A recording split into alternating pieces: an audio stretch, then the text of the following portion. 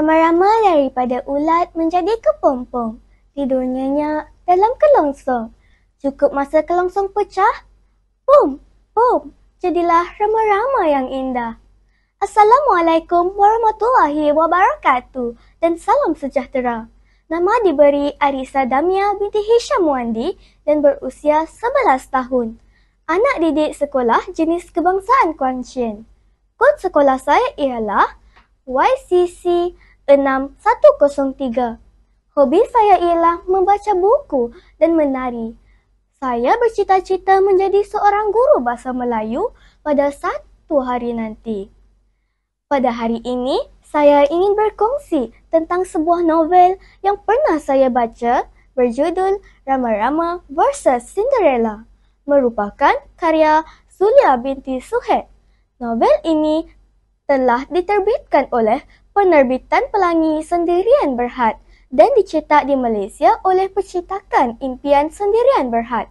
Cetakan pertama buku ini ialah pada tahun 2014 dengan 84 halaman bercetak. Apa yang menarik minat saya terhadap buku ini adalah judulnya, Rama-Rama vs Cinderella. Maklumlah, Cinderella merupakan watak kegemaran saya sejak zaman kanak-kanak kerana kisahnya yang menarik, penuh dengan keajaiban dan nilai ketabahan. Rama-Rama vs Cinderella merupakan sebuah karya yang cukup menarik dan mampu memikat hati para pembaca, terutamanya kanak-kanak yang menginjak ke alam remaja. Untuk pengetahuan para hadirin, novel ini merupakan nukilan kumpulan guru, Program Pengkarya Guru Anjuran Majlis Buku Kebangsaan Malaysia 2013. Terdiri daripada 6 buah novel remaja. Berbeza dengan buku-buku kegemaran saya yang lain, buku ini bertujuan untuk memasyarakatkan fiksyen sains dalam kalangan pembaca muda supaya lebih mudah diakses dan difahami oleh generasi baharu dengan menyajikan konsep-konsep saintifik dalam bentuk yang lebih ringkas, menarik serta mudah difahami. Melalui pendekatan yang lebih santai dan mesra pembaca, buku ini diharapkan dapat membuka pintu kepada generasi baharu untuk mengenali dan menghayati dunia fiksyen sains tanpa merasa terbeban dengan istilah teknikal atau teori yang kompleks, sekaligus menanam minat mereka terhadap bidang sains dan teknologi pada masa hadapan. Novel ini mengisahkan tentang pengembaraan Rama-Rama dalam kitaran hidupnya yang unik dengan gabungan cerita klasik. Cinderella yang suatu ketika dahulu hidup tersisih, hidup bahagia bersama putera raja selepas berubah menjadi gadis cantik. Kisahnya juga menceritakan bagaimana Melia dan Mirana menjalani hidup sebagai serangga, iaitu seekor ulat beluncas yang hodoh, bertukar menjadi Rama-Rama yang sangat cantik selepas melalui kitaran hidupnya yang penuh dengan cabaran dan kesabaran. Kehadiran Melia dalam kehidupan Salma telah membawa banyak perubahan dalam dirinya. Salma kini lebih bersyukur dengan segala kurniaan yang dimilikinya dan tidak menilai sesuatu hanya dari aspek luaran sahaja. Dahulu, Salma seorang yang pemalu. Kini, dia semakin yakin pada dirinya.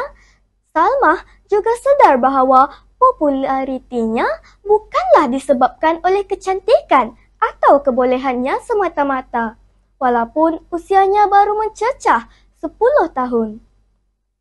Novel ini terdapat banyak pengajaran yang boleh saya aplikasikan dalam kehidupan saya. Menerusi hubungan antara Salma dan Melia, penulis menekankan hubungan kekeluargaan dan persahabatan memerlukan sifat kasih sayang, keikhlasan dan pengorbanan. Rama-Rama vs Cinderella membawakan beberapa mesej penting. Pertama, penghargaan kepada ibu bapa yang memelihara kita sejak kecil, menyediakan keperluan kita dan mendidik kita. Salma membuktikan sebagai anak, Kita perlu menyayangi ibu bapa kita seperti mana mereka menyayangi kita. Kedua, novel ini juga mengingatkan kita agar bersyukur dengan apa yang dikurniakan kepada kita dan jangan menilai dari aspek luaran sahaja, serta jangan sesekali membuat perbandingan dengan orang lain. Oleh itu, kita haruslah mengamalkan nilai kesyukuran pada diri kita. Sebagai seorang pengawas dan murid tahun 5 di sekolah, saya sangat tersentuh dengan mesej yang disampaikan dalam novel ini.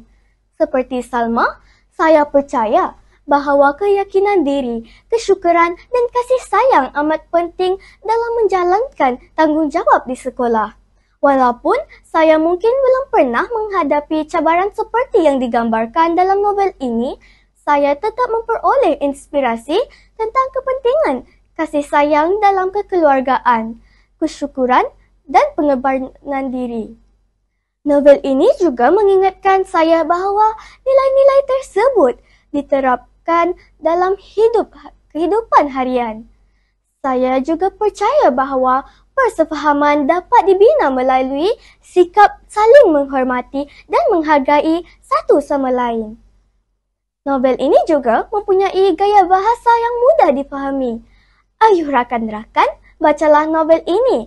Akhir kata, Rama-Rama Princess Cinderella bukanlah sekadar satu novel biasa, tetapi satu mesej dan peringatan bermakna tentang kepentingan, penghargaan dan pengorbanan.